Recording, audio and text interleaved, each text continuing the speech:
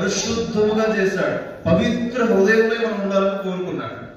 మరి ఈరోజు వివిధమైన తంత్రాలు కల్పించుకొని దేవుడికి దూరమైపోవడం గల కారణం ఏంటంటే దేవుణ్ణి వెతికే ప్రయత్నం చేయలేదు. నశించిపోయాము, పాడైపోయాము, దేవుణ్ణి వెతికే ప్రయత్నం మనం చేయట్లేదు. కాబట్టి ఈ రోజు మన జీవితాల్లో అంధకారము అనేది ఉంది. ఒప్పుకోవాలి వెళ్తాం మనం. మన జీవితాల్లో పాపం అనేది మనం ఏలుతూ ఉంది. ఎందుకంటే దేవుడు ఎంత మాత్రము పాపాన్ని ప్రేమించేవాడు కాదు. దుష్టత్వాన్ని చూసి నువ్వు ప్రేమించే దేవుడు కాదు. చెడుదనానికి నీకు చోటు లేదు. మరి ఈ దేవుడు ఏం చెప్తున్నాడు? ఆయన పరిశుద్ధుడంట. తను పిలిచిన వారు, ఏర్పరుచుకున్న వారు, తను నమ్మిన వారు అందరూ కూడా ఎలా ఉండాలి? పరిశుద్ధంగా ఉండాలి, యథార్థముగా ఉండాలి, నీతి న్యాయము అనుసరించాలి.